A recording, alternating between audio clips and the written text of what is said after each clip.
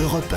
Le grand direct de l'actu avec Jean-Marc Morandini. Et notre invité de 10h45 sur Europe 1 est Philippe Eliakim, qui est rédacteur en chef adjoint au mensuel Capital. Bonjour, merci d'être avec nous. Une enquête de votre magazine ce mois-ci montre que si les impôts locaux n'ont globalement pas augmenté cette année, les collectivités locales se sont rattrapées sur un tas d'autres ressources, que ce soit les PV de stationnement, les centres de loisirs, les cantines, les cartes grises. Il existe des astuces pour vous faire payer quand même et sans augmenter la taxe foncière ni la taxe d'habitation. Il faut dire que la situation des comptes des collectivités locales est souvent très préoccupante.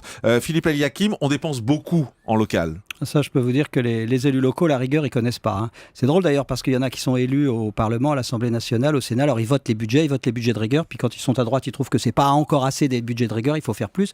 Puis quand ils reviennent dans leur collectivité, alors là ils se lâchent, ils nous font des ronds-points, ils arrachent les arbres, ils construisent des nouveaux arbres. C'est toujours vrai. Ça fait des années, par exemple, qu'on dénonce les ronds-points dont on abuse dans la ville. Ça continue. Ça s'arrête pas. Ça n'arrête pas. Écoutez, cette année, les dépenses ont augmenté de 3,2%, alors qu'on n'a pratiquement pas d'inflation. Voyez. Et les dépenses de personnel ont dérapé de 3,1%. Ça veut dire qu'on continue d'embaucher, ça veut dire qu'on augmente les salaires, les traitements, etc. Donc, ce sont des gens qui ont la culture de la dépense. Voyez. Mais pourquoi Parce qu'on ne fait pas attention à ce qu'ils font, parce qu'ils sont un peu tranquilles.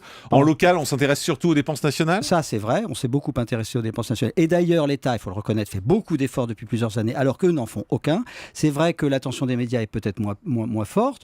C'est vrai aussi que c'est dans la culture nationale. Voilà, on est là. Et puis, il y a du clientélisme. On est élu local, on a envie d'être élu, donc on a envie de faire plaisir. Alors on construit, on construit, parfois c'est des choses qui sont bien, je veux dire, on fait des crèches, mais on fait aussi des aménagements, des trucs pour se faire plaisir, des zones, etc. Et tout ça, ça coûte des milliards, et à la fin, eh bien, il faut payer. C'est ça le problème. Et alors les élus locaux, pour la plupart, disent, mais regardez, vos impôts locaux vont augmenter très peu, simplement. Et pourtant, alors, dans les astuces, vous en citez pas mal, hein, dans Capital. Oui, parce que si vous voulez, pour les impôts locaux, d'abord, les impôts locaux, ils les augmentent beaucoup. Mais ils les augmentent pas quand c'est une période électorale. Hein, ouais. Alors, par exemple, en 2014, ils n'ont rien augmenté du tout. Et puis, comme pendant la campagne, ils ont promis qu'ils n'allaient pas augmenter, alors quand même, en 2015, ils ne vont pas augmenter non plus. Vous voyez, quand même. On commence à tricher. On commence à tricher au bout de la deuxième année. Donc, il faut quand même remplir les caisses. Alors, comment on fait ? Qu'est-ce qu'il y a comme truc et astuce ? Alors, il y a plein de trucs pour remplir les caisses. D'abord, il y a des petits impôts qui sont cachés, que les contribuables ne voient pas forcément. Par exemple, il y a des taxes sur l'électricité, voyez-vous. Alors ça, on les... Qui vont à la région ?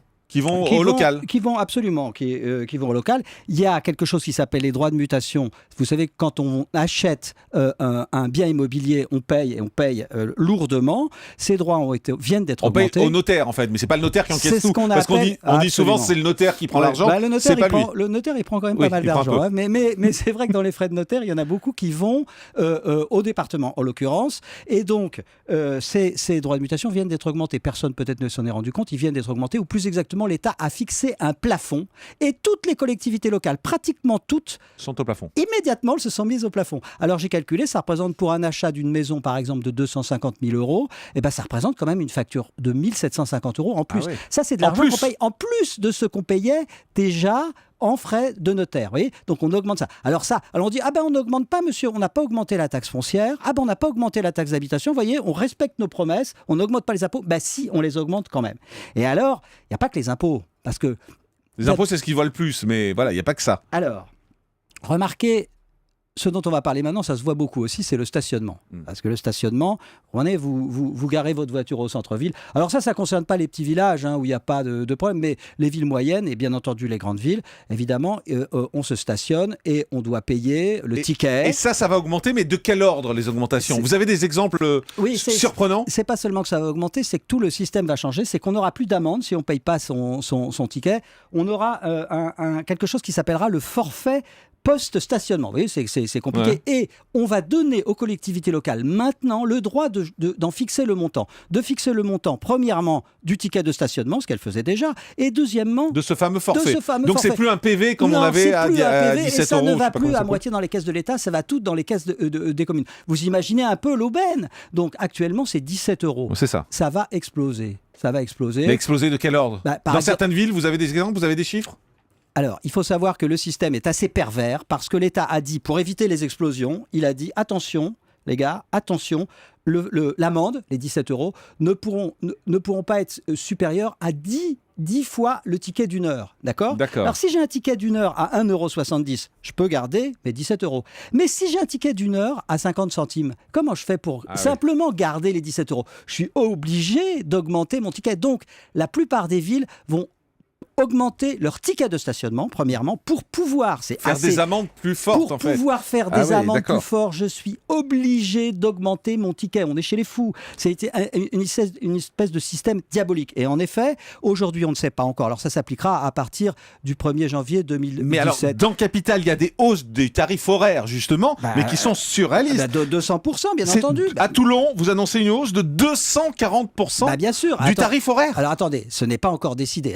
Limoges, 240 Mais aussi. c'est normal, puisque ce sont des villes où l'heure de stationnement est à 50 centimes. Donc, s'ils veulent au minimum conserver les 17 euros d'amende qui se mettent dans leur poche, mais ils vont évidemment l'augmenter. Mais s'ils veulent simplement conserver les 17 euros d'amende, ils sont obligés de passer de 50 centimes de l'heure à 1,70 € de l'heure, ce qui fait 240% d'augmentation. Brest, comme ça plus 70%, Nîmes, plus 21%, Nice, plus 41%, Poitiers, plus 41%. C'est surréaliste, ces augmentations. Et ce sont les hypothèses, encore une fois, les hypothèses les plus basses. Parce que si vous prenez Paris, à Paris, c'est 17 euros, mais non seulement l'heure de stationnement est déjà au-delà d'1,70 €. Donc pour Paris, ça, il n'y a pas de problème. Mais Madame Hidalgo a déjà dit qu'elle voulait augmenter de beaucoup le prix du ticket, et surtout, elle va augmenter l'amende, qui n'est plus une amende, je vous rappelle, attention, c'est plus d'amende, c'est forfait post-stationnement, beaucoup plus agréable à payer.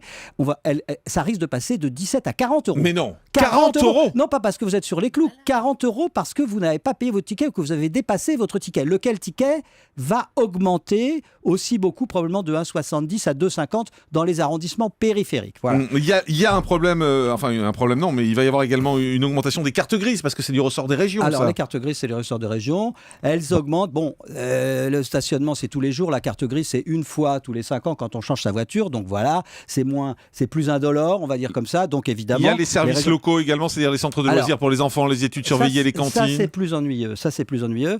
Parce que l'autre ressource des communes, c'est en effet, elles financent des services publics. La cantine, l'étude pour les enfants, les conservatoires, les gymnases, tout ça, ce sont des services municipaux qui sont payés. Et vous savez, très souvent, on paye en fonction de son revenu. D'accord ? Eh bien ça, les communes ont commencé à le faire flamber, et ça pèse directement sur le pouvoir d'achat des familles. On a trouvé des choses incroyables. Par exemple, à Beauvais, j'ai rien contre Beauvais, les tarifs de cantine ont doublé cette année. À Villeurbanne, qui est une banlieue de Lyon, pas une banlieue c'est pas Neuilly, je veux dire, la cantine a augmenté de 35%.